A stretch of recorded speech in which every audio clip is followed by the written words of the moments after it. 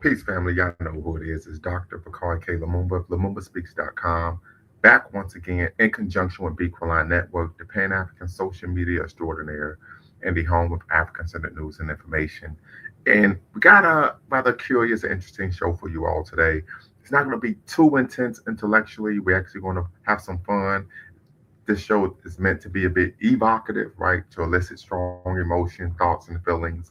But we also wanted to schedule this 5 o'clock Eastern Standard Time to give people a chance to, really get off of work, go home, and maybe even have a conversation while they're having the meal. So if you're watching, first and foremost, as you all know, like, subscribe, share, thumbs up, thumbs up, thumbs up, hit that notification bell, and make sure you, of course, donate so that we can continue to bring you independent African Center news and information here at LumumbaSpeaks.com and, of course, Bequaline Network.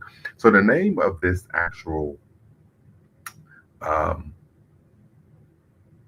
episode is polygamy the solution to black female loneliness? And so many of you may be aware, or maybe even unaware. I did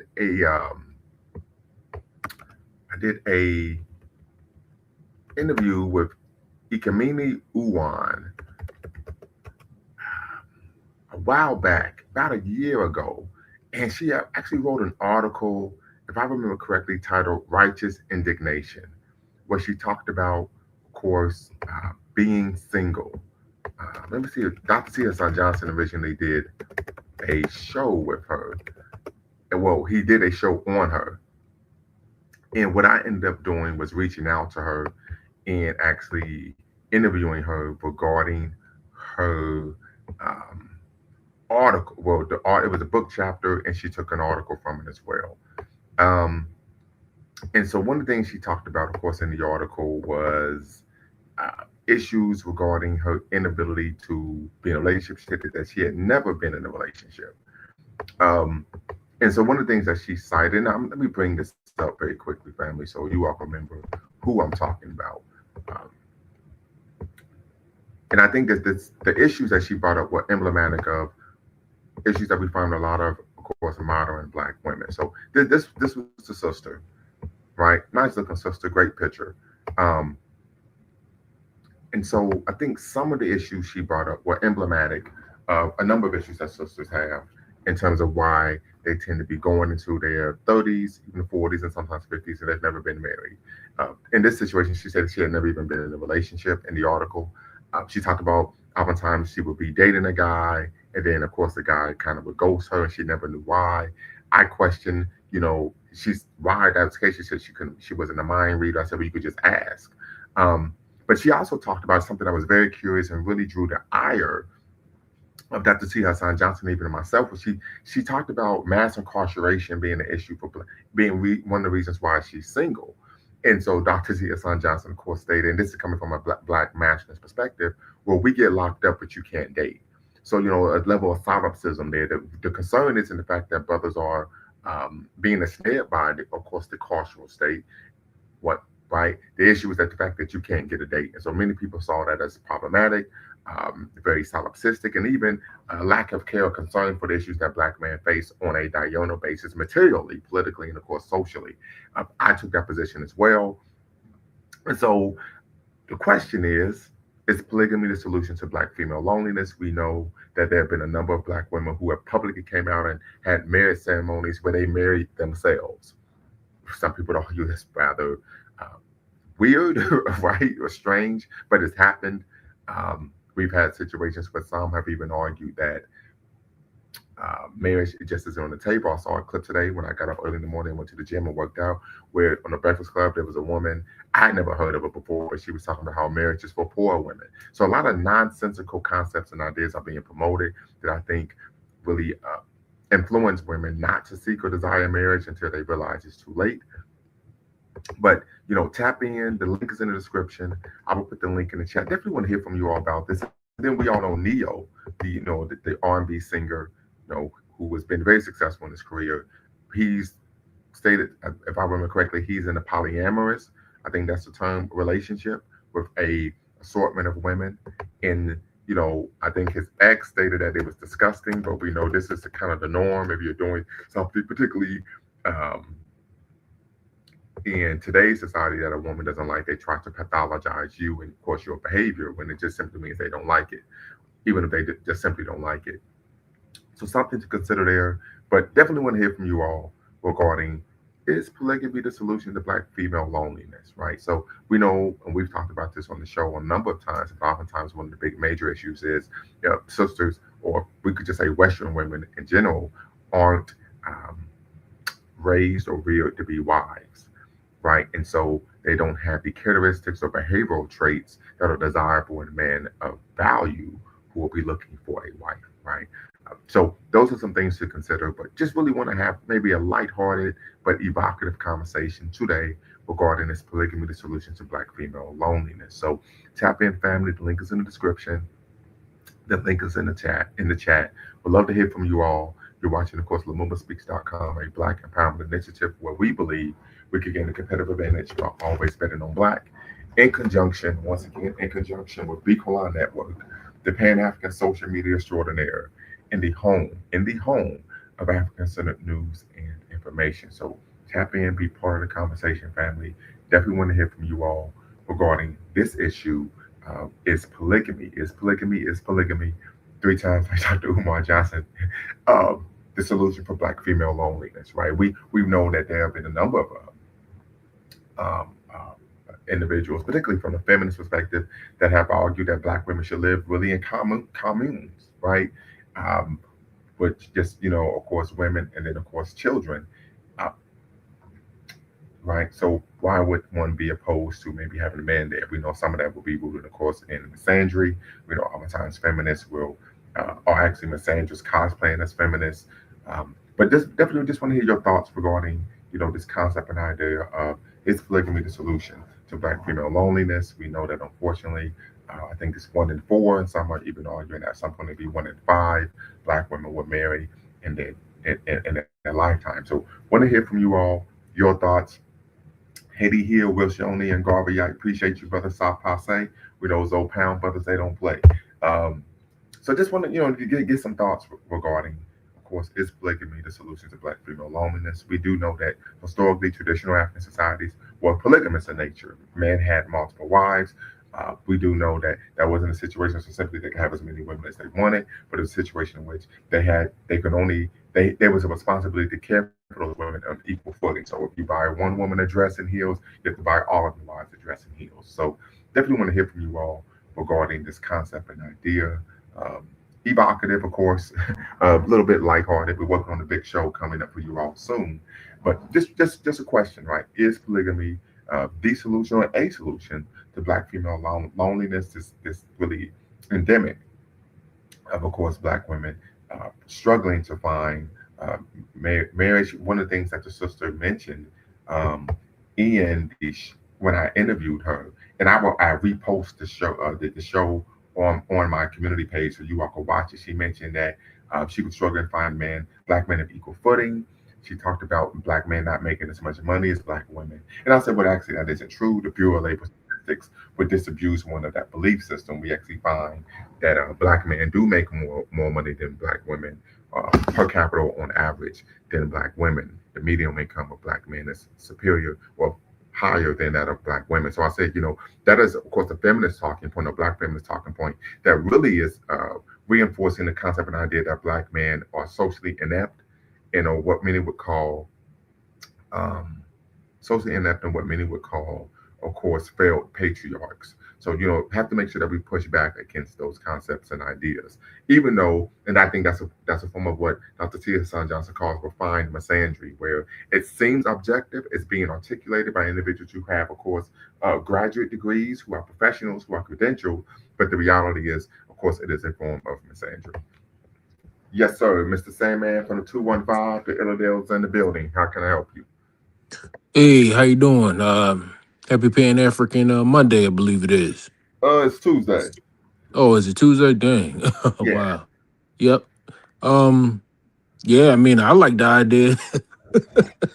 Okay. Who likes who would as a man, but I think this is an issue that is more concerning for women, right? Mhm. And curing their loneliness. You know, I have a lot of females in my family who aren't presently married at the time. You know, and that's an issue in the black family in general, where a lot of black women aren't getting married or they're not in stable long term relationships and stuff like that. So um in terms of like curing their loneliness, I'm not exactly sure how that could be done, you know. I believe like a lot of women, they find their passion in raising their children and stuff like that. So I've noticed that in my wife, you know, and the Let other me say woman this. in my Do family. what? So Let me ask whenever they give birth to Mr. children, they Sandman, kind of Sandman, like hold on. engulf Hold on. themselves in that mission. Some women do, a lot of women do, Hold and on. Mr. Sandman, I'm talking. I had to mute you. I was like trying to say, have a polyamorous Mr. relationship Sandman, where you, I don't know, if hold you on. married to multiple Wait, women, wait. Pause. um Pause. would you, Pause. are you talking about something like a what they do with the Amish or the Mr. Sandman, or those people in Utah, whereas Sandman, though you have multiple wives and kids Lord have mercy. I had to take you out. roof. Could you not hear me? Seems like a bit chaotic, but Okay, so yeah, I'm going to mute you there. I don't know why you can't hear me, but one of the issues I would argue is that I don't think a lot of single mothers take pride in raising the children because we see the outcomes. When you actually are in community and proximity with the children, what we tend to find is they do not. I would argue someone who takes pride in the children would be a very engaged mother. And of course, I'm taking this from, of course, social media, but this is the time that we're actually in where we're finding women. I think she's an actress slash model, B-level actress slash model. She's in the Philadelphia area, and she posted on Instagram complaining about what having to help her son with her homework. There was a situation where she left her son. I think she lives in an area close to uh, Philadelphia, and she traveled over an hour and left her son alone in an apartment for over a week. So we tend to find situations where that's not the case, where the women are taking pride in, of course. Can you hear me now, Mr. Sandman? yes, I can hear you now. I'm sorry, I didn't know or realize that I had got shut off from you. Oh, it's okay. So what I was stating was, I don't know if this the reality is single mothers do take pride in raising their children because we see a number of examples of them abandoning the children, being lazy parents, complaining online on social media about having to help the children with the homework. And then we see the outcomes of the children. They typically have what uh, struggle academically, have behavioral problems, right? Low self esteem. They has a higher likelihood of proclivity to abuse drugs and alcohol. They have a higher likelihood of being ensnared by the cultural state. So when we actually look objectively, I would argue that's not the case. They aren't taking pride in the raising and rearing their children. I would argue maybe your wife is because you married a woman who is a wife. And so that's something that a wife and a husband would do, and a mother and father, they would take pride in actually pouring into their children. But we tend to find that is not the case when we look at women who have children and aren't married. Yeah, that and I agree. A lot of times, I think, unfortunately, the woman will take it out on a child, the father of the child, if the father and the child doesn't take the time to be in the child's life, or he doesn't take the time to support her in her motherly ventures, whereas though she'll look at that child like, you know, if the father abandoned the child, then why should I rear it any longer? Right. And very quickly, even that narrative of the father abandoning the child tends to be a misnomer. We know overwhelmingly women are the ones who are ending relationships with the fathers of the children. And the father is an abandoning child. We know and there's data to support this, the primary issue regarding fathers and access to their children is parental alienation, not the guy being a deadbeat. Right. Yeah. But the narrative is, oh, he abandoned the child, when that's the furthest thing from the truth. Or the women oftentimes will purposely move halfway across the country and then say, well, Mhm. I have to raise this child on his own. These are things I've documented, I've seen when I was, of course, a facilitator for the Montgomery County Fatherhood Initiative. But then the woman would complain about being a single mother and having no help when she moved from Atlanta, Georgia to Salt Lake City. Mm. Yeah, Yeah. these are documented. There's a case where a young man, he was living, well, he wasn't a young man, he was older than me actually, living in the Tampa, Florida area, Tampa Bay area, and they were married. She said, "Hey, I don't want to do this anymore," and took the child and moved to Washington State. Mm. But then would tell people he's a deadbeat, he abandoned the child, he's not doing anything for the child. Well, to be an adequate parent, a sufficient parent, a competent parent, you have to be physically present and actively engaged. Those are Hmm. two things that are required. If you live in Washington State, there's no way that he can do that, Yeah, absolutely. right? And So I push back against that narrative. there's always three sides of the story: your story, my story, and the truth. So two people can look at the same thing and see two totally different objectives. You know, so I don't. It's hard to like make a comment or have an opinion on those particular instances because we don't know all of the inside information that was going on inside that house under that roof in between those two adults when they decided to copulate and have children. Was there abuse going on? Were there other things Well, happening that we don't know about? I'm extremely dismissive of that, and I'm gonna Mm, tell you why. Because that tends to be the go-to to what sully the man's character by saying he was abusive. I remember I was in a relationship, long-term relationship. The woman broke up with me. She said literally, "I want to have fun. I want to kick it. I want to do my thing." And mm, my cousin said to me, "Hey, she's gonna start telling people that you were abusive." I said, "Man, get out of here. I never touched this woman." And lo and mm, behold, that happened. So I don't want to hear that mess at all. mm. That typically is an excuse to be, as Kevin Samuels would call, a home wrecker. Right. Yeah, I mean, it happens, in both instances where the woman is the deadbeat and the father is the deadbeat. So, like I said, we can make a clear and objective opinion about any particular two people's relationship unless we know all of the inside instances that went on inside of there. And at the end of the day, as the only people that's really being hurt in this situation is the children growing up in a broken home. And I think the onus is on the parents to say, hey, are we going to raise these children in the best environment possible for them to move on to the next phase of their life and be Well, but, positive, well, strong. well, Sandman, here's the issue, right? That's not, but a lot of these women who are single mothers, that's not their career concern. Their career concern is having what? Power and control over the raising of the child, right? Not Hmm. having to share decision making when it comes to raising and rearing a child. This is the reality. You could talk to them like they're blue in the face. They don't care. But let me read this Hmm. article that's really the basis of this conversation that we're having, and we need some sisters to tap in, be part of the conversation. So many of you may be aware, probably last summer, we kind of did a show where I interviewed a sister who wrote this article titled "Why Single Black Righteous Discontent." Black women who want to be married are not more broken than anyone else. Um, this was by Gamina Uwan, right? And I actually interviewed her last year. So, and righteous discontent was actually a term coined by black feminists that argued that black women had a principled anger towards, of course, a system of intersectional discrimination and racism. Um, so this here it says black women are ensnared by interlocking social structures that render them single for far longer than they intend, with fewer interracial dating options. Theologian author Ikamina Uwan writes. So much has been said on the subject of single black women on marriageable rates and the abysmal dating pool available to us. You might even say too much has been said about all of this, but I have yet to hear the perspective of one who is perpetually single like myself.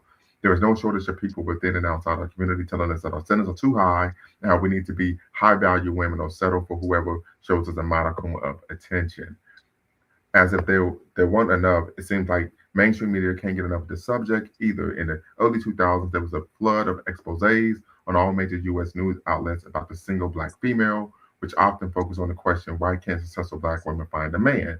Much of the reporting devolved into paternalistic advice, false assertions about black pathology, overwhelming stereotypes about the strong black independent woman. Not unlike a frog cut open during a middle school science experiment, black women were prodded, poked, sliced, and examined like specimens as our interior lives were dissected under the microscope of America's paternalism.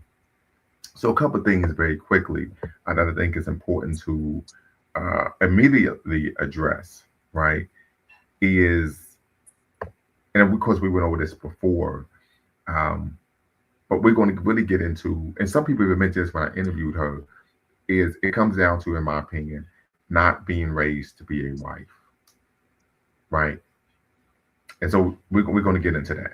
Um, the preponderance of such reporting, seemingly intractable statistics reveal that 62% of Black women like myself are more likely to be unpartnered, and the convergence of my experience as a lifelong single Black woman who desires to be married to a Black man has stirred up within me a righteous discontent, to borrow the prescient phrase from Nanny Helen Burroughs.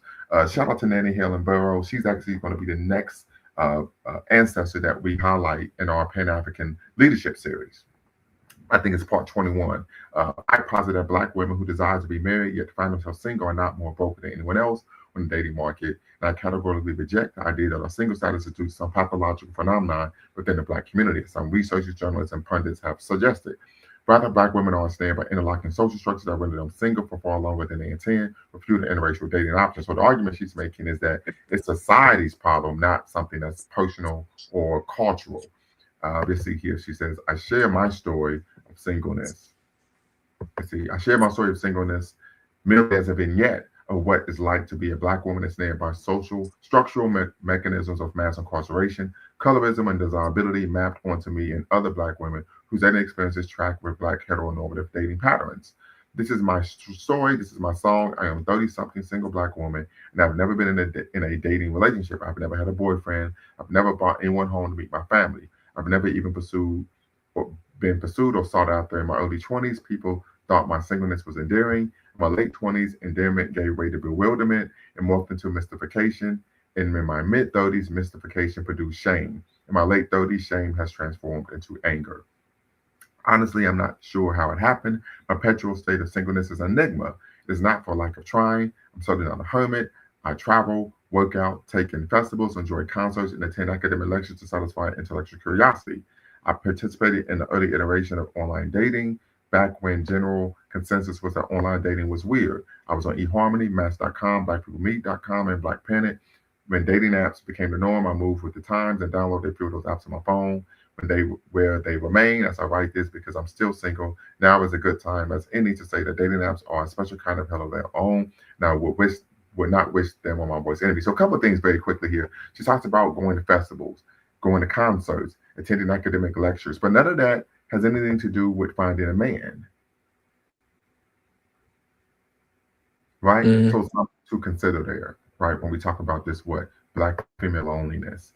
Uh, let's see here. Dating apps would not wish them on my worst enemy.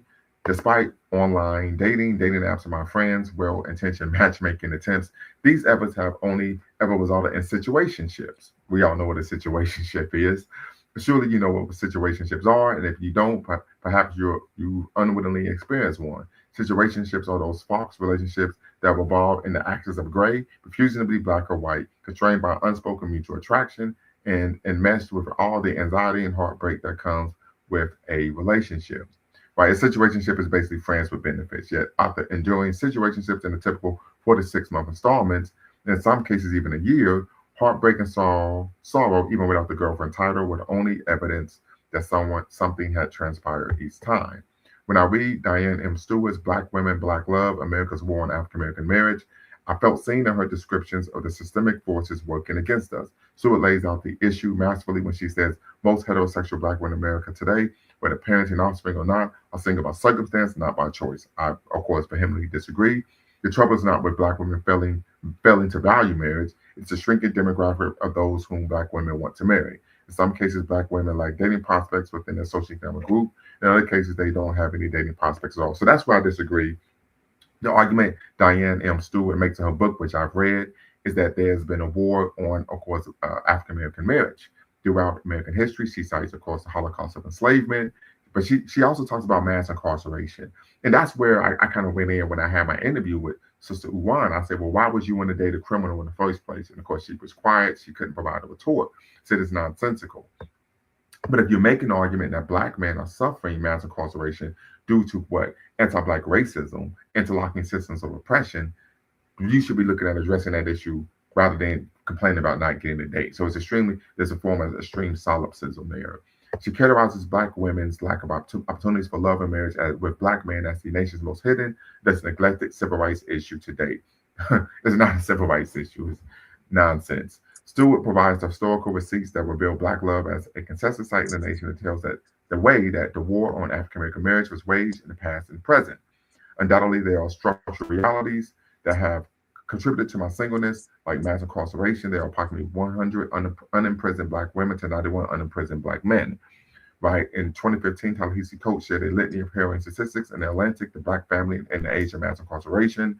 In 2001 and 10, black males between the ages of 20 and 40 was incarcerated, 10 times the rate of their peers. In 2010, a third of all black male high school dropouts between ages 20 and 39 were in prison. So additionally, she argues colorism is an intra-racial dynamic that has played a role in my singleness.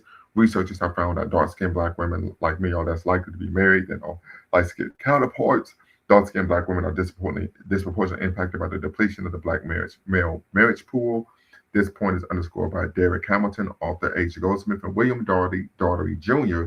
in setting light on marriage, the influence of skin shade on marriage for black females. They found that 55% of light-skinned black women were married compared to only 23% of dark-skinned counterparts. So she goes in. There's some issues there, and Dr.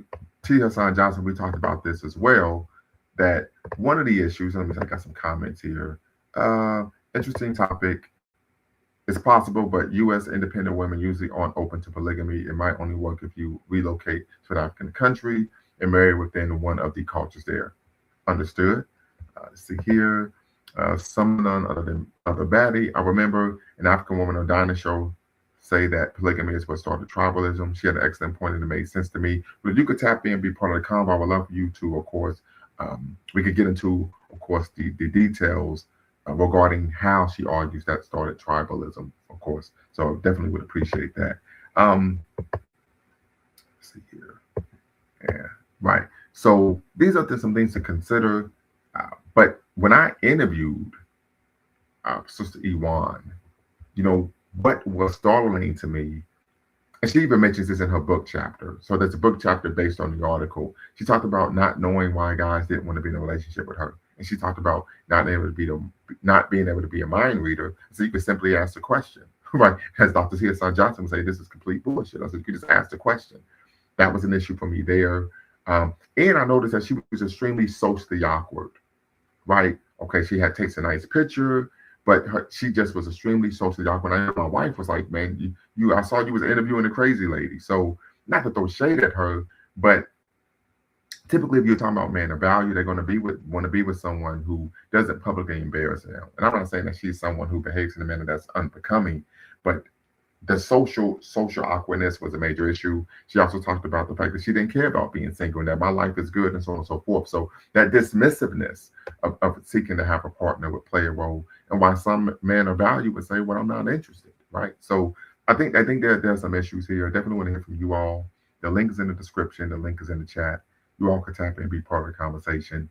But the question is polygamy the solution or a solution to black female loneliness? So tap in, family, be part of the conversation.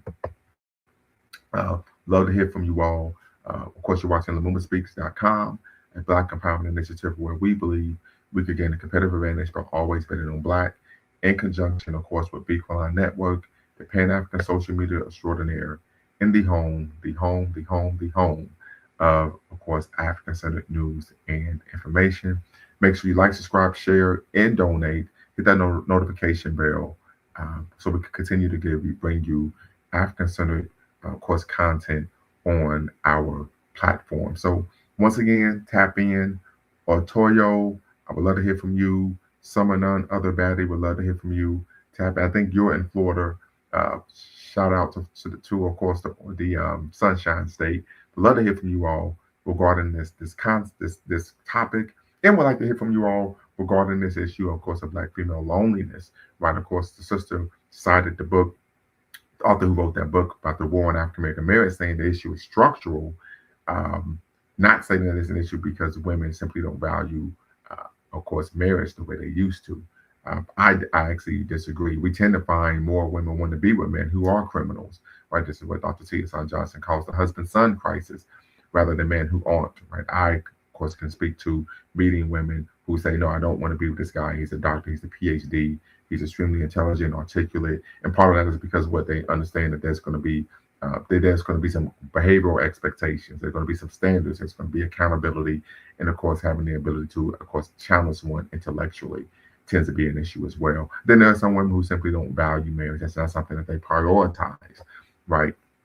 I can remember listening or watching not Doctor, but Kevin Samuels content on a number of occasions, and women will talk about what I'm single because I put school first. And then the woman would admit she's 312 pounds. And he said, well, you're not single by choice, right? So weight is an issue we know, unfortunately, here in America. And I had this conversation with my dad earlier today. 80% of Black women are overweight and 80% of them are obese, right? So that's going to play an issue if you're not physically desirable, would be one. The second issue we have to look at is, are you raised to be a wife? Do you have the characteristics and traits that a man or value would want in a woman? That is an issue. And we know oftentimes a lot of sisters, but a lot of Western women in general aren't raised to be wives. It's unfortunate, but that is an issue as well.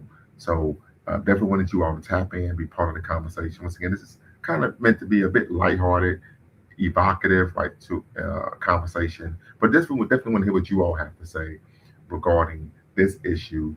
Is polygamy the solution to Black female loneliness? So tap in, be part of the conversation, family. Want to hear what you all have to say. Uh, but I think I'm looking forward to getting some perspectives from the audience. So once again, you're watching Lumumba Speaks in conjunction with Bequine Network, the Pan African social media extraordinaire, and the home of course, African Center News and Information. Put a one in the chat, and put a one in the chat if you think polygamy is viable. Put a two in the chat if your answer you don't think it's viable. So put a one in the chat if you think polygamy is viable. Put a two in the chat if you think it is not. Definitely want to hear from you all. So put a one in the chat if you think it's viable. Put a two in the chat if you think it is not. Just have this conversation. Can't wait to hear from you all. Is polygamy the solution to Black female loneliness? I can recall I was having a conversation with one of the mothers in the community back during the wintertime, and she said, well, the African woman in America is the least married. And I said, well, there's a reason for that. And it's not racism. I said, it's their behavior. I said, when you realize that you don't have to put up with the nonsense, with the dysfunctionalism, with the disrespect, you're not going to be with women in the West that behave that way. Now, the issue is most Black boys are socialized, typically ideologically groomed, unfortunately, by their mothers to accept this behavior as normal. But when you get out into the world and you have the benefit or the privilege to travel the world, you will realize that that is not the case, and you do not have to put up with this type of behavior. And this is why we saw, of course, the implementation of what's known today as passport bros, where these brothers are seeking relationships with Black women that just aren't westernized Black women. So once again, family, the link is in the description. The link is in the chat. Tap in. Want to hear from you all regarding is polygamy the solution to Black female loneliness? So just tap in, be part of the conversation, family. Love to hear from you all. If not, we're going to end up calling it an early night. But I don't want to do that because I think that this will be a great conversation for us to have. So tap in, family, be part of the convo. If not, we of course will call it an evening or early night. But these are my thoughts on why there's an endemic of Black female loneliness. Of course, some people may push back, but I think the argument, once again, that Black men, really the argument they're making is that just Black men are criminals, right, plays a role. And I think it's a form of anti-Black misandry, right? When you're meeting women and the moment you meet them, they're asking you for money or telling you to pay their bills. That's not behavior that's conducive to someone being married. I mean, we just got to be honest here. This is a real issue. At one time, I thought that it was a bit of hyperbole, but I've experienced these things myself, where I would meet a woman, and the first time I'm on the phone with them, they're asking me for money. That's not the type of behavior that's going to lead to someone to say, hey, you know what? I want to marry you. I want to even consider developing a relationship with you. So these are things that, of course, we need to consider. But once again, the link is in the description, link is in the chat. You do not have to cam up to be part of the conversation. Just want to make that clear. You do not have to cam up to be part of the conversation. And you can use a pseudonym to protect your identity. We know that for many people, there's a concern regarding voicing opinions that may not only may be unpopular, but even non-traditional. That may cause harm regarding their ability to, of course, have a livelihood. I definitely understand that. And so once again, you can use a pseudonym. You do not have to cam up. But I want to hear from you all regarding this issue. Is polygamy the solution or a solution to Black female loneliness? So tap in, family. Make sure you hit the subscribe and like button. Thumbs up, thumbs up, thumbs up. Make sure you like, share, hit that notification bell, and donate. So hopefully we get some people to tap in, be part of the conversation. I'm hoping so. Yeah, that is my hope and desire. So if not, we would call it a night. But I think that this is a conversation that needs to be had. When we talk about actual solutions to issues. And let's just say that the argument that the sister makes in the article is cute. Mass incarceration is an issue. Well, then this is something that may need to be on the table, right? Regarding looking at polygamy as a solution to Black female loneliness. So once again, family, tap in. The link's in the description. Link is in the chat. If not, we're going to call it an evening. Until next time, family, y'all know what to do. Always bet on Black. Peace. Before you go, make sure you hit the subscribe and like button. Thank you for supporting the channel. And remember, here at Lumumba Speaks, we always bet on Black. Peace.